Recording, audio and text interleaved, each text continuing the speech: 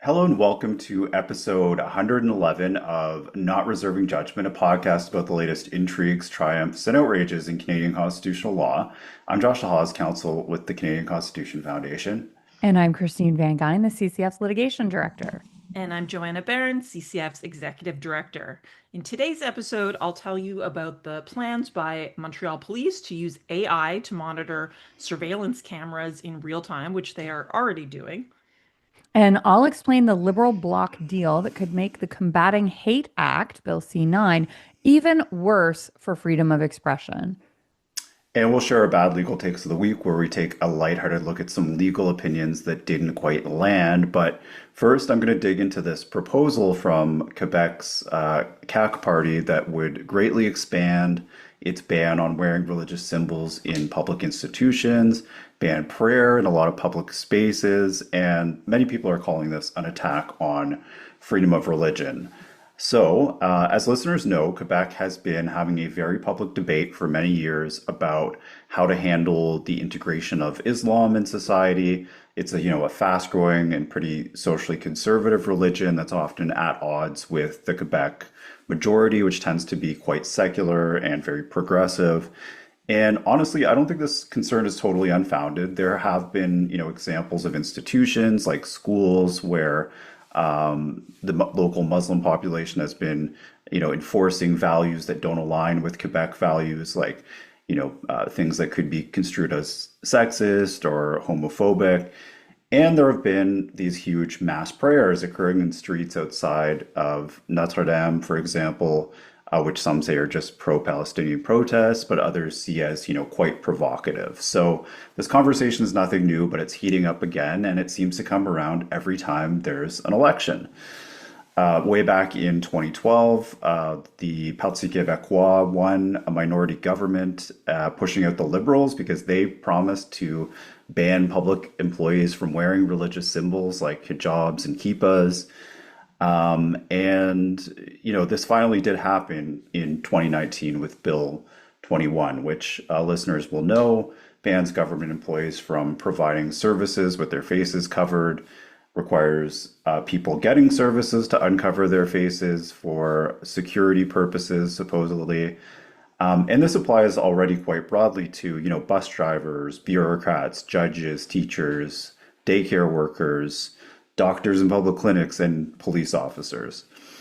And so, I can understand where some of this is coming from. I, for example, would be pretty uncomfortable if one of my niece's teachers was wearing a religious symbol that I associate with gender inequality. But I also don't think this is going to make that problem go away. But anyway, we'll get into that a bit.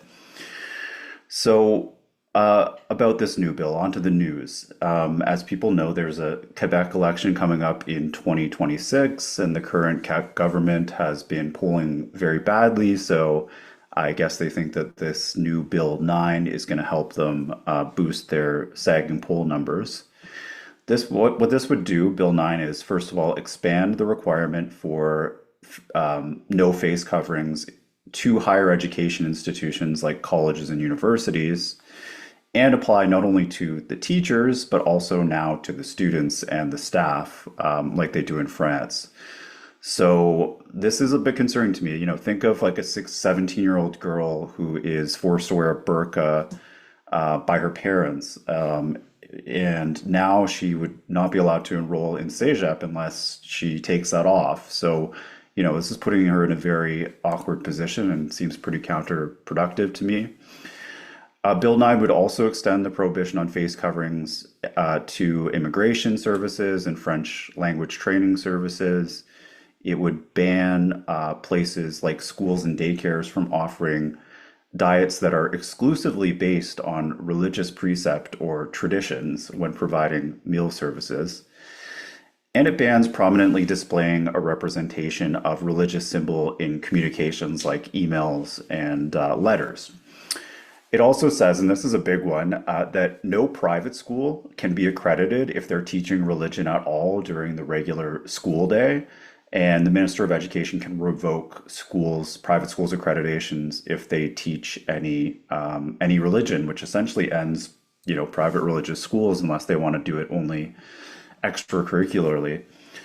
And it also prohibits the use of roads and public parks for the purposes of collective religious practice without authorization of a municipality, and bans limiting, hindering, or disrupting a religious practice within a place of worship or impeding access to such a place, setting out fines that are, $1,125 if I recall correctly.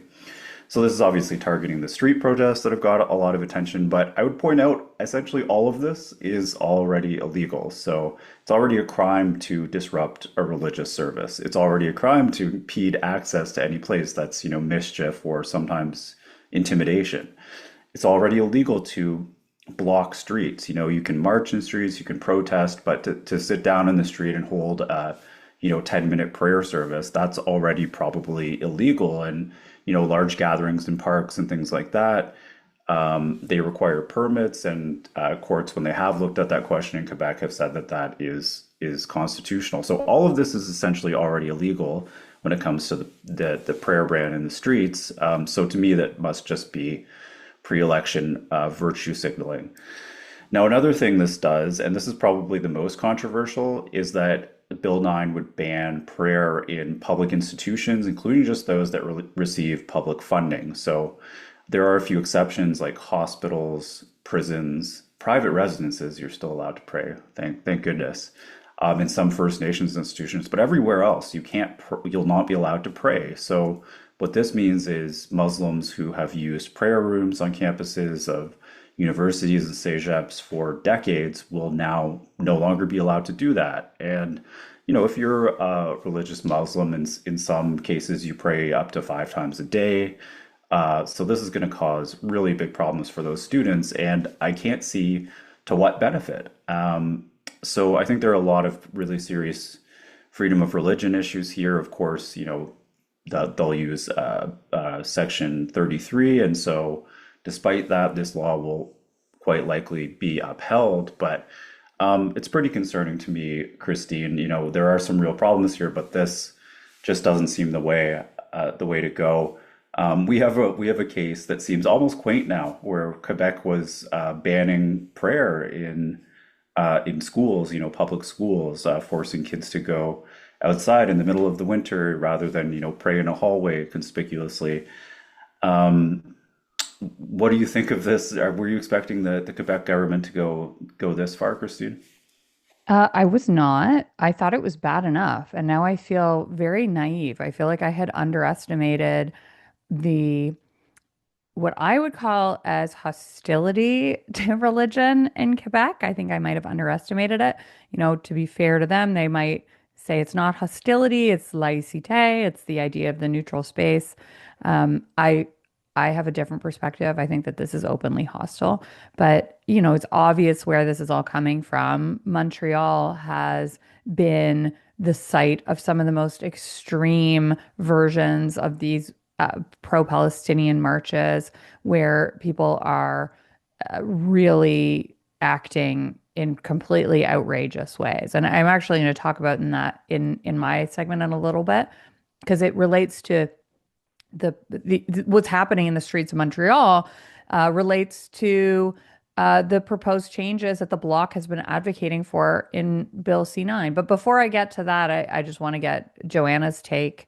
What do you think, Joanna, of the Quebec proposal here? Yeah, I mean, it makes our Quebec school prayer ban case look almost quaint, like almost nostalgic for that. Our case looks like a sweet throwback. It's one thing to argue that schools shouldn't facilitate or passively allow rooms for prayer. It's another thing to say that a Muslim kid can't quietly fulfill basic religious obligations during the school day at all. It's just like a different level of aggressiveness.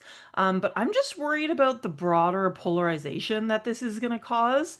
Of course, Quebec has every right as a distinct society to be concerned about gender equality, radicalization, and social cohesion. I am concerned about those things in Canada as well, and the current manifestations of multiculturalism, quote unquote. But there's no evidence, and it's not, I don't think anybody is even plausibly suggesting that forcing religious minorities to practice underground or ejecting them from public life is going to solve these issues. If anything, I would say it's going to entrench polarization and alienation, and lead to things that are ugly. Yeah, because these people you see on the streets in Montreal, they're not just they're not going to respond to this by saying like, okay, we're secular feminists who accept LGBTQ rights now. Like, we know how that's going to go. So, um, sorry to blackpill you all, but it looks like a pretty dark timeline to me. But let's hear about the religious hate speech exemption.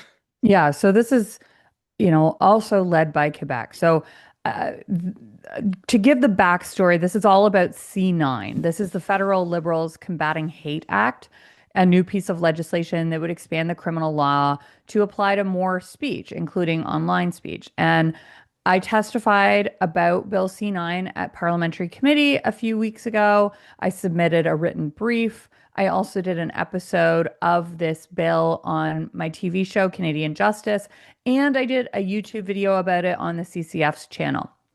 So I think, needless to say, I am very opposed to Bill C9, and I watched all of the witness testimony at committee. It was almost unanimous. Almost every group had issues with different parts of this bill.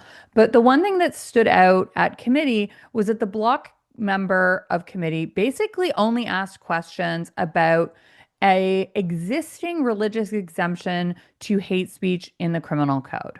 So Section 319 sub 2 of the criminal code prohibits the willful promotion of hatred. But there's an exception in 319 sub 3 for a good faith opinion on a religious subject or an opinion based on a belief in a religious text. And the bloc throughout committee and separately, they've been advocating for the removal of that exemption.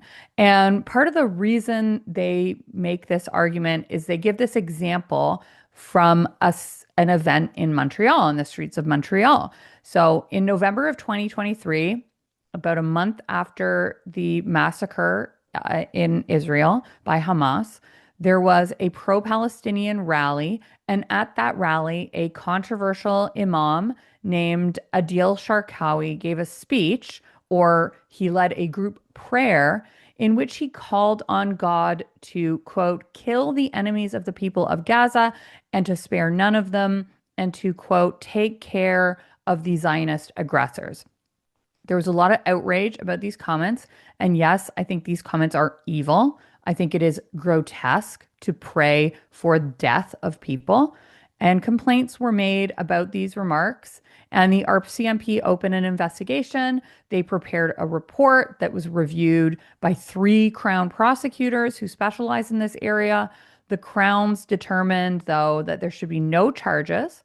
And they said, to quote them, the evidence does not establish beyond a reasonable doubt that the words spoken constitute incitement to hatred against an identifiable group within the meaning of the applicable criminal code provision and given the interpretation thereof of the courts. And they said that statements, in order to attract the criminal law sanction, must target an identifiable group as defined in the criminal code, namely any section of the public distinguished by color, race, religion, national or ethnic origin, age, sex, sexual orientation, and the list goes on.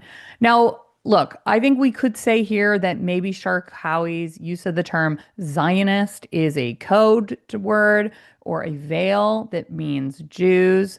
And maybe we could say that it is evil to pray to God for death. I think that's probably, I think I agree with that.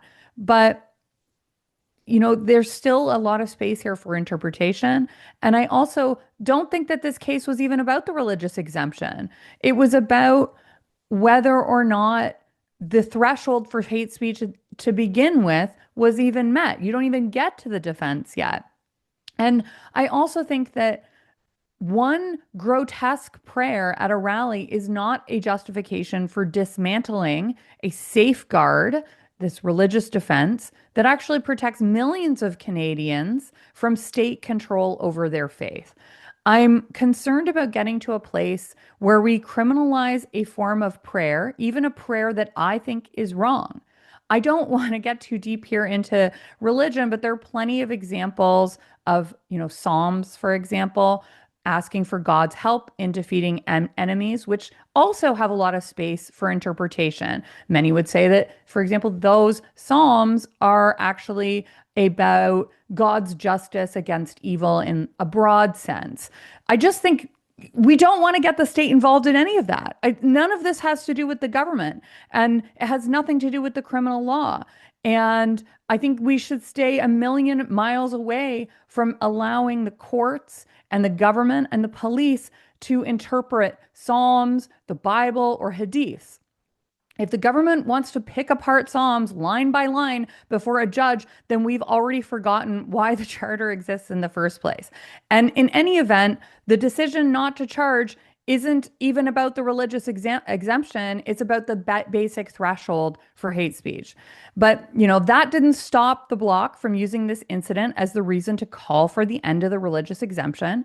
And now it seems like the Liberals are taking them up on that because the minority Liberal government needs the support of the Bloc in order to pass Bill C9. And now the National Post has reported that the Liberals have agreed to remove the exemption and in order to secure the Bloc vote and pass C9. The National Post did this reporting based on an anonymous tip from what they call the senior government source, who told them that the removal of the exemption is expected to come via an amendment to the bill at Parliamentary Justice Committee, and it will be supported by both the Liberals and the Bloc. Now, this would be a huge mistake for the reasons I just gave, but also based on the case law. In my brief to the parliamentary committee, I expanded on this. The courts have actually considered this defense in Section 319 sub 3, and the courts in Keegstra relied on the existence of the religious defense in order to find that the willful promotion of hatred prohibitions were actually a justified limit on speech. It was only upheld, or at least a big part of why it could be upheld, those prohibitions, was because of the existence of this defense.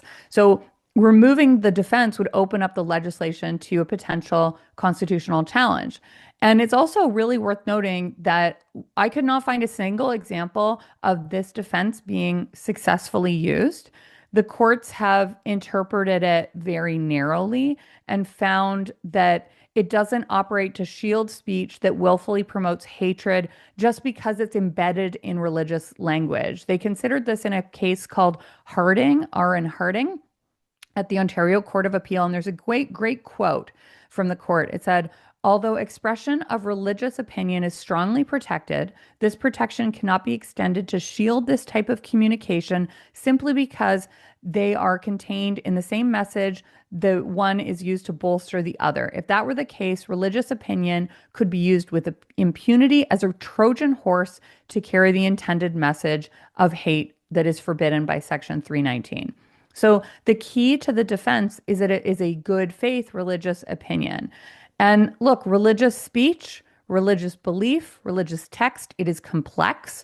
A lot of religious speech is actually indirect, that relies on parables or symbolism and broad ideas of cosmic justice and about the nature of good and evil. And it is core to our basic humanity. This is speech that is really about our own identity, and it would be harder to justify limiting. We don't want the government parsing religious texts or religious speech, especially given that most of our political leaders are absolutely ignorant of religion, including, in many cases, their own religion. And there was an example of that at committee when the Liberal chair talked about Christianity completely misinterpreting biblical passages. So if the government believes that they can sanitize religious texts through the criminal law, that is truly terrifying to me. It is the most violent tool that the state has. It should not be swung at the human soul. And as I have said on X, the Bible is the most banned book in the world because it is powerful and because religious texts and beliefs reveal that there is an authority above government. And a government that fears religious speech isn't fighting extremism, it's fighting its competition. So I think that this proposed amendment sets us down a very dark path and a darker one that we're already on. I think we should never have gone down this path to begin with in criminalizing broad swaths of speech. Um, I think we should criminalize threats of violence, but not beliefs. And I think that removing this defense would make the law very constitutionally vulnerable. And removing it would actually collapse the constitutional floor on existing hate speech prohibitions. Now, Joanna, we had discussed yesterday this defense. You have a little bit of a different perspective from me, although I think we both share the perspective that the government's interested in criminalizing too much speech. You were more open to the idea of removing the exemption for kind of complicated reasons, but I want to convince you. How am I doing? What do you think? Yeah, I mean, I definitely see the pragmatic case, but I still am not convinced of the case on first principles. So let me try and break this down.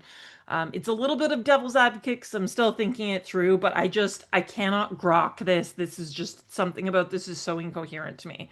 So even if you oppose hate speech laws, as I do, you can still think that having a religious exemption within the universe of hate speech laws is conceptually incoherent and undermines the rule of law. Having this exemption creates a weird two-tier or two-track system where the exact same expression can be criminalized, or even if judges are not going to actually convict, as you well know, there's a lot that happens. There's a lot that happens before charges are even laid. There's a chilling effect that happens. But this is depending on whether or not a religious source text, meaning a text that the speaker is claiming was written by God or something like that, is invoked. So that's like a content and identity-based distinction, which I oppose on principle. It's essentially saying this inciting language is criminal if you authored it yourself, but we're not going to look at it if you copied it from a sacred book. And so within like the rule of law, that doesn't make sense. So for me, the correct fix is to repeal the offense, not I the agree with exception. that for sure. For Yeah. sure. So, but as long as Section 3192 exists, the religious carve out is just introducing uncertainty and arbitrary enforcement. It's asking crowns to ask whether this is, like you said, a belief, a metaphor, a liturgical formula. Is it good faith? I don't think judges and bureaucrats are equipped to handle this.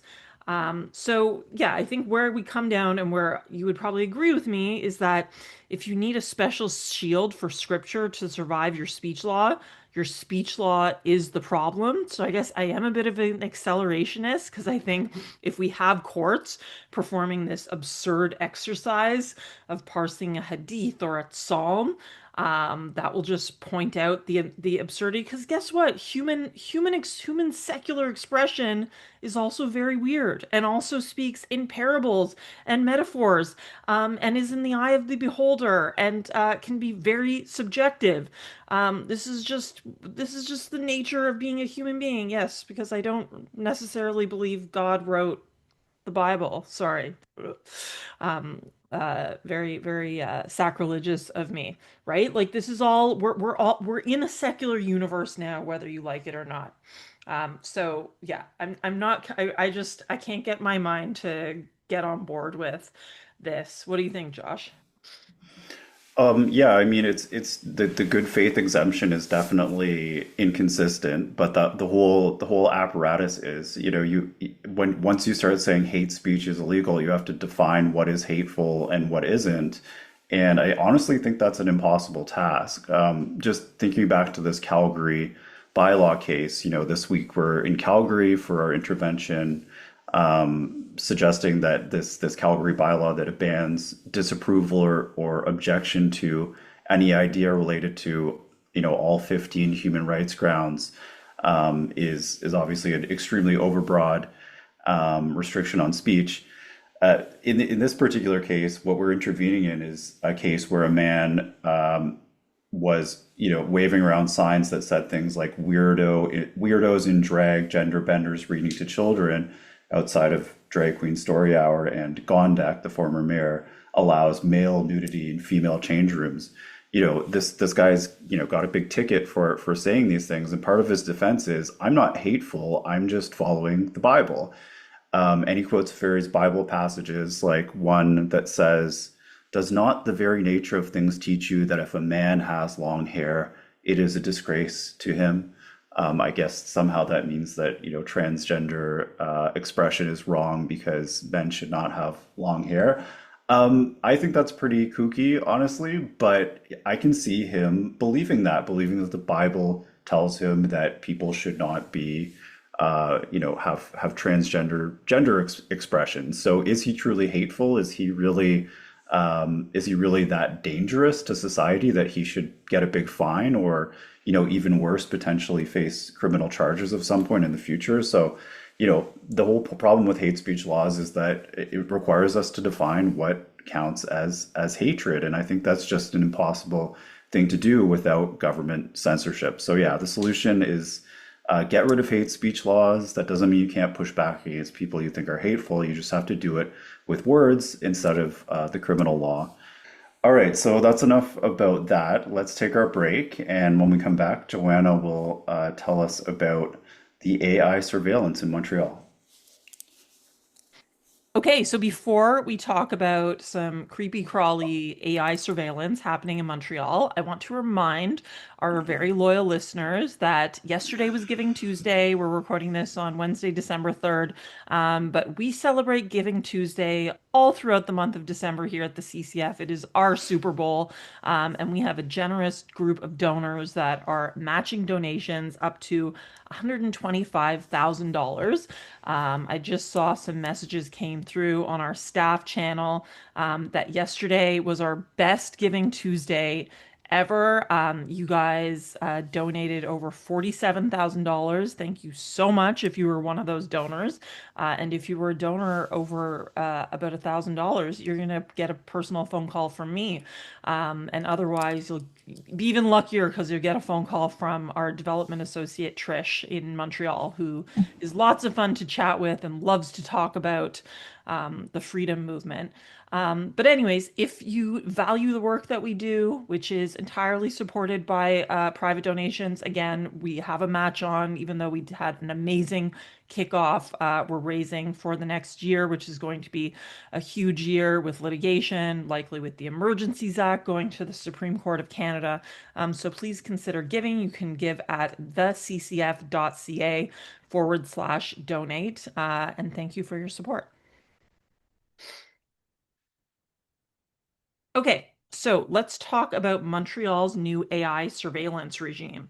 This week, a major investigation revealed that the Montreal Police Service has already quietly rolled out an AI-powered video analysis system, which is capable of monitoring dozens of live camera feeds in public spaces throughout the city in real time. They're using an almost $2 million software. The exact type of software the cops have refused to disclose, but it can track vehicles by license plate. It can isolate individuals by clothing or accessories. And with a few clicks, it could easily be expanded into facial recognition. Now, the civil liberties concerns of this are obvious. Groups are warning that once this capability is plugged into hundreds of city and transit cameras, Montrealers may be living under a level of constant real-time surveillance that was previously unthinkable. The CCLA mentioned that these tools, as we know, are introduced for quote unquote emergencies, like an active shooter, but then they quietly become regularized into routine policing once they're in place. And because the SPVM, the cops of Montreal, won't reveal what software they're using, the public can't know what features are already embedded and what could be activated later.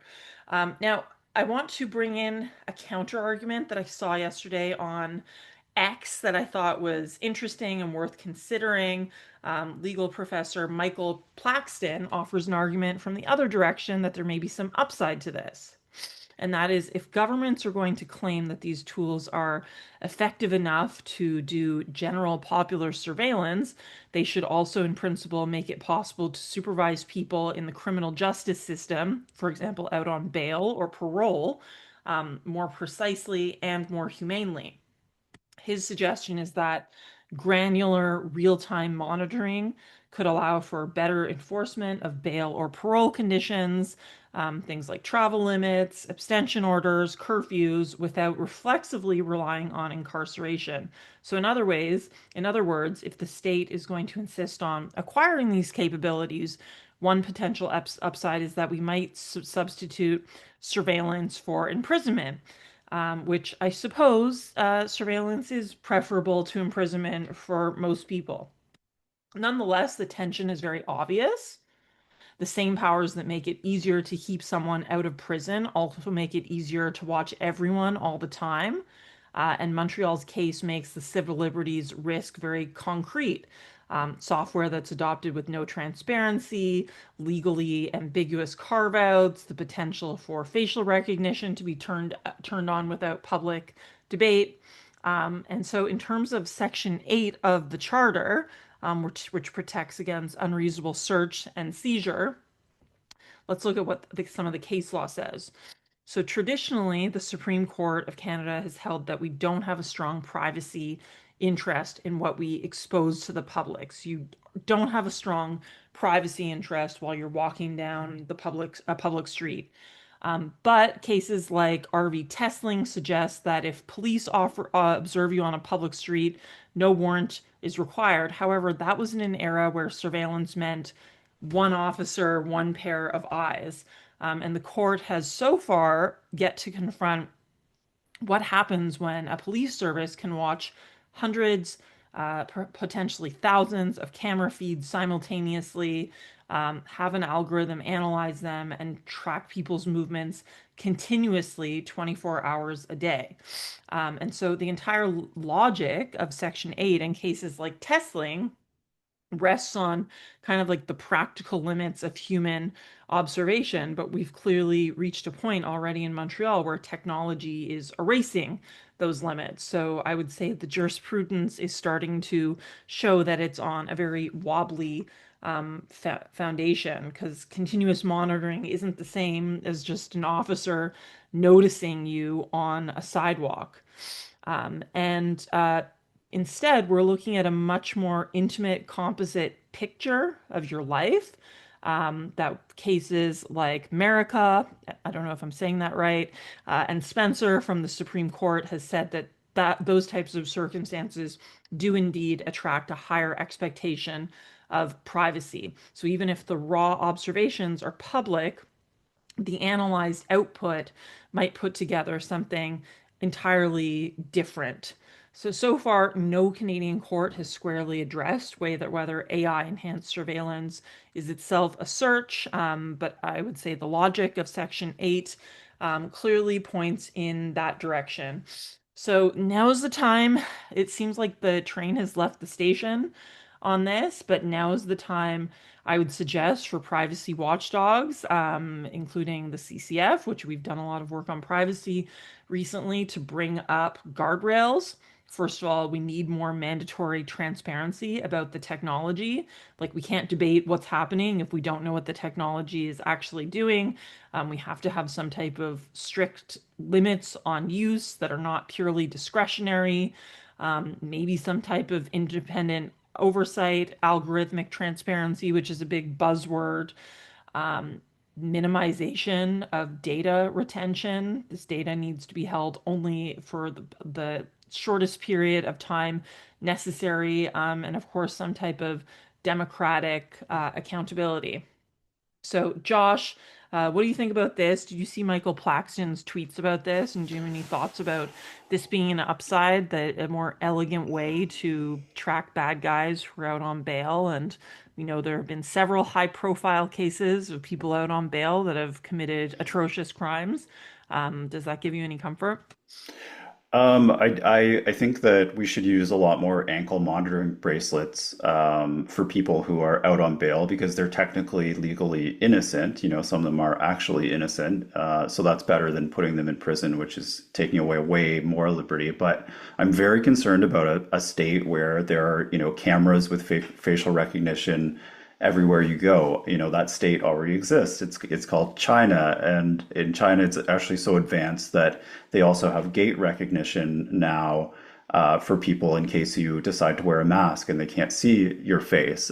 So, China can track every person all of the time whenever they're outside of their homes, and that's basically living in 1984. It basically means if you're a political dissident, you have no chance of, taking down the government because the government can just track you everywhere you go. And I think part of the purpose of Section 8 is to protect an individual sphere of autonomy so that people can do things like, organize against the government and debate things that are controversial and do things that the state doesn't necessarily want them to do. And once you create that surveillance state, it's very, very hard to get it back. So I'm very concerned about this, and we need to have these conversations before the police, go and buy the software.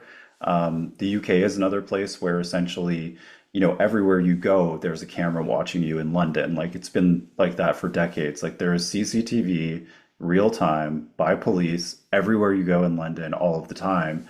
And look at the state of free speech in the UK at this point. Yeah, I It's was gonna it's bring that not up. going well. London's already been doing this, but by the way, side point, but there's a super fascinating article in the New Yorker maybe 3 to 5 years ago about how, in spite of the fact that London has continuous monitoring, they have these specially trained officers that are like they're called super recognizers because sometimes the AI can't quite connect a given person with a particular record, but these are people that like they see a face and they remember everything from like 20 years ago. And there's like some type of capability I definitely don't I have. saw this I Yeah, saw this that was documentary. It's cool, it's right? Yeah. pretty cool, and there is a huge interest in catching criminals. There is a huge interest in preventing crime in real time, but the way I think I would probably approach it is like if there's a particular corner, like here in Toronto, there's a place with nightclubs where there are regularly shootings. Well,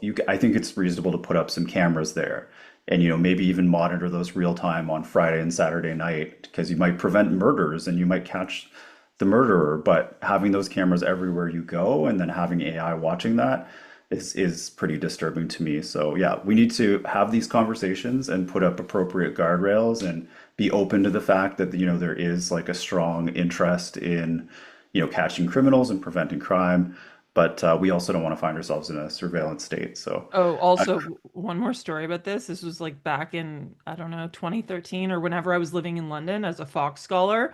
And I was shocked by the British sensibilities around privacy are so different that there was some incident in, I was working in this fancy chambers in London as a pupil. And we had a library where you would have like tea time and it was very civilized, but there was some incident of people taking books out of the library and not signing them out. So a proposal came up to put CCTV in the Chambers Library, and all of the barristers were like, "It's a brilliant idea." And I was like, "That's so creepy, guys." I just had a completely different instinct. So yeah, they like British people are just like, you know, they're not scared of Big Brother at all. Maybe because yeah, Big we're Brother started there, the reality we're we're, TV. we're American in Yeah. in our sensibilities, which is good. Christine, I know you're really interested in Section 8. You have thoughts on this? Yeah, I mean, I don't agree with Plaxton. I mean, Eh, the problem with the panopticon is that, yeah, it captures criminals, but it captures all of us. And it changes human behavior. And I just don't want to live in a state of feeling constantly monitored in every part of my life. It's a kind of nightmarish scenario, in my opinion. Some of these cases that we've talked about, like Teslang, or about the emergence of new technologies and the difference between police watching your behavior versus constant surveillance by AI and hidden cameras and things, is discussed in our free course that we have on privacy. So if you're listening to this and you're really interested, You can go to the ccf.ca/learn, and we have this whole course dedicated to privacy where we explore a lot of these emerging issues and the origins of privacy in real detail. Because I think it's one of the rights that in the next decade or the next 25 years is going to be kind of the big frontier of civil liberties as technology advances and changes. So I think in order to protect your privacy, need to understand what's possible and the reason for these rights and the origin of the rights. So check it out at the ccf.ca/learn. I'm going to go to my bad legal take this now for this week. It's going to an ex user from Alberta. I think his name is Jared Wesley. Jared Wesley. And the backstory for this is the Danielle Smith government announcement to allow for what's called dual practice by Alberta physicians. So, under the new Smith proposal, Alberta surgeons will be allowed to practice in the government hospital system. And if they do some minimum number of hours, then they can also work in the private system, in private clinics. And we have applauded this move because it allows for expanded patient choice in how they access healthcare, and it would allow the expansion of private clinics that would act as a pressure relief valve for the failing government system, which is obviously overburdened.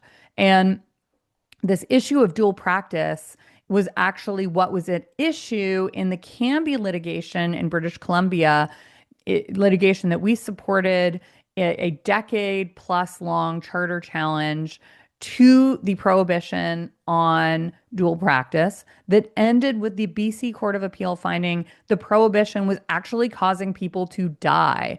But weirdly, they said that these deaths are somehow consistent with the principles of fundamental justice, or that they were justified deaths, which in my view is basically a human sacrifice in the name of some ideological principle, and pretty disturbing. So anyway, Alberta wants to do things better, which is great. They have proposed ending the prohibition on dual practice, the practice that courts said kill people. Good news. Well, not good news, according to Jared Wesley. So Jared tweeted a picture of a Tim Hortons line and wrote this very misguided analogy. He said, the trouble with Alberta's dual practice model, think about the double double. If the line at Tim Hortons is long because there's only one person pouring coffee, opening a quote express line for people who tip $20 doesn't speed things up. It means those with more money get the coffee. And this analogy has it all wrong. The dual practice prohibition isn't an express lane for people who tip $20. It's actually taking the Tim's worker who's sitting in the back of the store doing nothing because the government said they don't have space or money to pay for two workers, and then putting that worker doing nothing in a boutique coffee shop down the street. The Tim's is still open, the line is shorter, and now you have two doctors, baristas, who are working. And the only thing that I hate more than a bad analogy is bad policy and bad law. And you know what? Jared is supporting both. So bad legal take for Jared. Joanna, what's your bad legal take this week? So I have a special festive bad legal take. And the bad legal take is that it is, according to some Brantford residents, illegal to be the Grinch. Yes, according to several Facebook commenters and friendly neighbors calling the cops, the criminal code apparently contains an arcane provision called "Thou shalt not Grinch." So this theory, this criminal theory, resurfaced after Brantford police were called multiple times over the weekend because a homeowner along the Santa Claus parade route posted neon signs screaming, and by that I just mean like neon Bristol boards written with marker, that were written up with messages like "Santa is fake," "Your parents are Santa," and So mean. the most devastating, "Your family buys your presents, children." So obviously, parents and children were very upset by this. And police who may not be trained in the law were dragged into this matter of whether someone can be arrested for being a Santa truther. So it turns out the answer is no. Brantford police did clarify to the CBC this week it isn't illegal to be a Grinch, which might be the most Brantford charter lesson ever delivered in a press release. So yes, the Grinch can fend for himself. Freedom of expression protects even killjoys. Courts have been crystal clear that being unpopular or allergic to joy is not a crime. And incidentally, I was listening to a Sam Harris Ask Me Anything last week, and Sam Harris, his view on Santa, I mean, he's obviously a famous atheist and everything like that, but his take is you should just tell your kids that Santa isn't real and it won't take any of the joy out. Like, Halloween isn't any less fun because kids know that you're not actually a witch or whatever kids dress up as or a character from K-pop Demon Hunters. Like, it's still fun even if let kids know, like, you don't want your kid to be the last one who thinks Santa is real. So anyways, I have some sympathy for this Brantford Grinch. That aside, the lesson here in Law School 101 is it is not illegal to be the Grinch. So please don't call the cops if you see things like this over this upcoming holiday season, which I hope you enjoy responsibly. Josh, what's yours? I'm kind of surprised, considering the state of free speech, that they didn't arrest this person in Brantford, right? Yeah, Quebec might want to pass a law banning that sort of thing. That would be even more popular, I think. Okay, so my BLT goes to Dr. Chris Wells, who is now a senator. We believe he's a doctor of education, just to be clear, not a medical doctor, but Senator Chris Wells now, who listeners will know from our challenge to the Calgary bylaw, which was upheld by the lower court because of evidence from Dr. Wells that seeing objections or disapprovals towards ideas related to gender identity will cause severe psychological harm to people. So here, Dr. Wells was responding to a tweet from someone named Carla Marks. I have a feeling that's not her real name, who had shared some policy proposals made at the Alberta United Conservative Party convention over the weekend and said they are going full MAGA. They're coming for abortion, DEI, pride flags, and vaccines, and they view kids as property. So Dr. Wells retweeted this, Ms. Marks, approvingly. He said, all of these are violations of the Alberta Human Rights Act and the Charter of Rights and Freedoms, which would require the UCP government to use the notwithstanding clause again and again and again, exclamation point. Okay, so let's actually look at these proposals, which are, by the way, just proposals and don't bind Premier Smith to doing anything. The first is cease public funding for third trimester abortions, except in cases where the physical health of the mother is at serious risk. Would this violate the charter? Well, there's no charter right to an abortion in Canada found by any court, so this seems pretty unlikely to violate the charter, if you ask me. The second one is affirm that parents will receive full disclosure of their children's participation in school-facilitated extracurricular groups like gay, straight alliances. You know, that might be a mean thing to do to certain teenagers, especially older ones, but would it violate the charter? Not for most kids and not in most cases. The third is review DEI programs in K-12 to ensure instructional practices remain politically neutral, inclusive, and focused on academic excellence. I really can't understand how this would violate the charter at all. And to me, it would seem to uphold the charter by reinforcing equality. And then the final one is only allow official government flags, specifically Canada, Alberta, and or municipal flags on government buildings and on taxpayer-funded property. So to me, this one appears aimed at restoring, equality and ending divisive fights over, which political groups and ideologies get to raise their flags on the official flag poles. I think this could violate the charter if individuals are banned from doing this on government property, and I wouldn't support that. But just saying that, the Canada flag is the only one that should fly on the official flagpole, really can't see how that would violate the charter. So 0 out of 4, Dr. Senator Chris Wells. All right, so that is the end of the show. As usual, we hope that you will rate us, review us, and subscribe if you haven't already. And you can support our work by subscribing to our YouTube channel, following us on X, or visiting our website where you can sign up for our Freedom Update newsletter. CCF is a nonpartisan charity funded by your donations, so please do click that donate button if you can. And right now is a very good time to do it because you can get that donation doubled. Thanks for listening.